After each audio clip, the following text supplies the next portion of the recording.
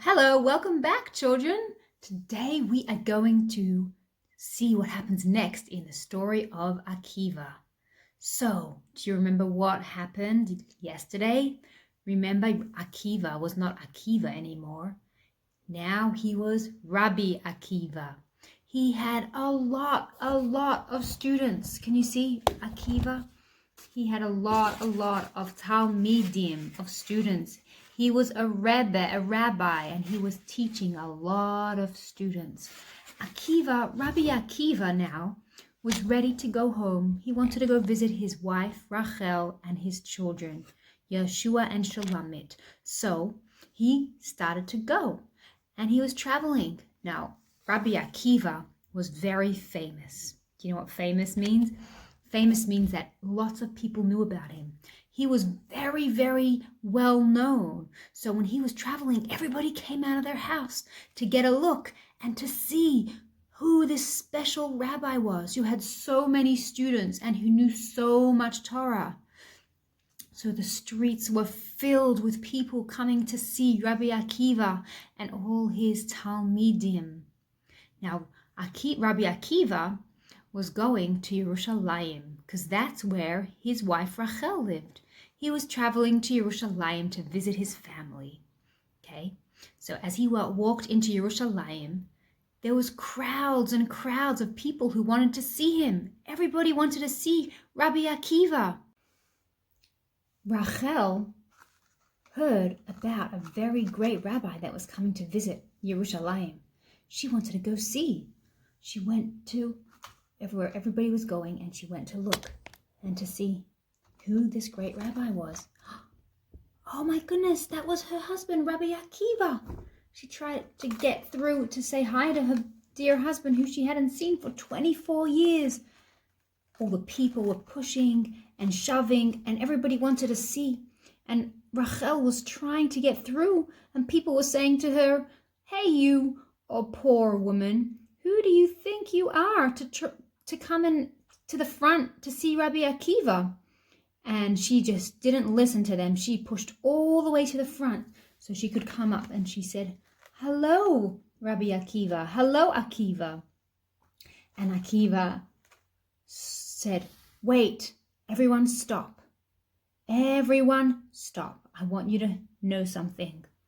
All the Torah that I know and everything that I've taught and acquired is because of this special woman here, because of my wife Rachel.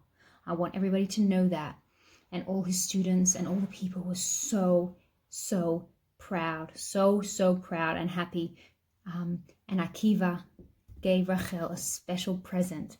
Remember when Akiva went to yeshiva, she cut off her hair to get money to give to Akiva. Well, her hair grew back, and Akiva bought her a beautiful clip. "Here, Akiva. Here, Rachel," Akiva said. "This clip is for you. Put it in your hair, because this is to show you that I never forgot about you, and I still love you so much." And Rachel and Akiva went back home. And Rabbi Akiva went and was so happy to see his beloved children again. He gave his children big hugs and kisses. Mwah, mwah. And they ate supper in their poor little house. Now, the next day, there was a knock at the door. Who do you think it could be? It was a very old man. Do you remember this man here? He was now 90 years old. And it was Kalba Sabua. And Kalba Sabua came in and said, "Rabbi Akiva, I have something I need to talk to you about." Rabbi Akiva said, "Yes. What is it?" Kalba Sabua said, "Do you remember me? I am Kalba Savua. You used to be a shepherd for my sheep. And I made a mistake. I doubted that you would ever be able to be a Talmid Chacham. And that's why I told Rachel that she couldn't marry you.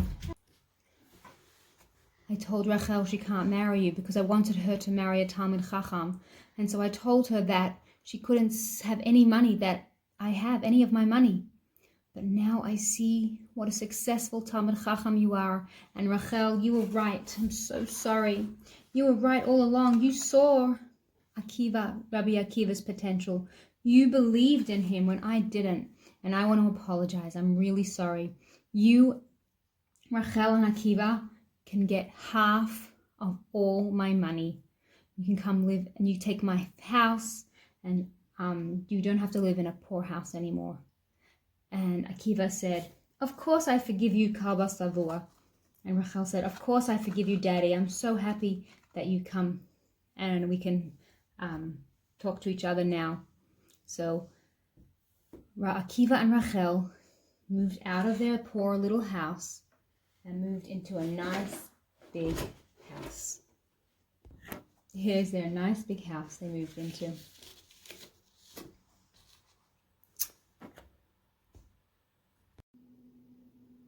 Now, remember where Rabbi Akiva started off. He started off as a very poor shepherd, and he would work very hard to make money. Now he was Rabbi Akiva, and he was very wealthy, but he never forgot where he came from, and he always taught his students to love one another. That was his most important thing he wanted his students to know. Ve'ahavta l'reacha kamocha. That you should love your friend like you love yourself. Now, his students did love each other. They loved each other very much. Can you see that? They were really good friends.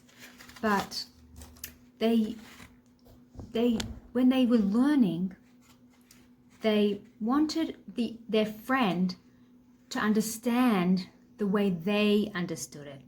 So let's say Yaakov would talk to Reuven and say, Reuven, do you understand that Rabbi Akiva taught us the Torah, this Torah? And Reuven would say, Yaakov, no, Rabbi Akiva taught us this. It didn't say that, it said this. And Yaakov would say, Reuven, you need to understand the way I see it. I see it this way, and I want you to understand it the way I see it. And Reuven was like, sorry, Yaakov, I don't understand it that way, but I want you to understand it this way. And Yaakov and Reuven couldn't respect each other's ideas. They each wanted the other one to have the same ideas that they had. Now, is it okay for Yaakov and Reuven to have different ideas? Of course it is. I can have an idea, and you can have an idea, and we can have different ideas. Everyone can have different ideas, and that's okay. But Rabbi Akiva's students didn't realize that, and they kept disrespecting each other because they loved each other so much. They wanted the other person to believe the same things that they did. And very sadly, this caused them to become unwell. And they became so unwell that Rabbi Akiva's students started to pass away. There was like a plague, and some of them got very, very sick, and they started to pass away. Now, it's very sad when people pass away, right? So the students were passing away, and it was very sad. But on Lag BaOmer, they stopped passing away. Let me show you. Lag BaOmer. Remember we talked about that we're counting 49 days until Shavuot. Let me show you. Here is a picture of my counting chart. See, it starts at 1, 2, 3, and you keep counting all the way till we get, can you see this wiggly path? All the way until we get to the, all the way until we get to the mountain, till we get our special present from Hashem. Can you see that? So this is called Sfirat HaOmer. We're counting the Omer. So on the 33rd day of the Omer, which is called Lag BaOmer, can you say that? Lag BaOmer, Rabbi Akiva's students stopped passing away. Now, Lag BaOmer is a very happy day. Can you see how shiny it is? Can you see how shiny Lag BaOmer is? Lag BaOmer is a super happy day. And not only for this reason, there's another reason Lag BaOmer is a super happy day. And I'm going to tell you about that next time. But for today, I want you to know that Rabbi Akiva's students stopped passing away on a very special day called Lag BaOmer. Okay? Now let's practice our Akiva the Shepherd song. Okay? Ready, set, go. Many years ago, a poor shepherd boy watched the sheep all day. Akiva didn't even know the Aleph Beit, which all of us can say. Rachel, his smart wife, gave him good advice. This is what she said: it's never too late to start learning Torah if you use your head. It's never too late to start learning Torah if you use your head. Rabbi Akiva learnt all day and night. A Talmid Chacham he became. He had many Talmidim who all learned Torah, and you can do the same. He had many Talmidim who all learned Torah, and you can do the same. All right, friends, let's say goodbye to Rabbi Akiva's Talmidim. Goodbye to, where's Rabbi Akiva's special Rabbi Akiva hat? Say bye to Rabbi Akiva. Say bye to Rachel. Bye, bye. And that's it for today. I'll see you next time. Bye, friends. Bye, children.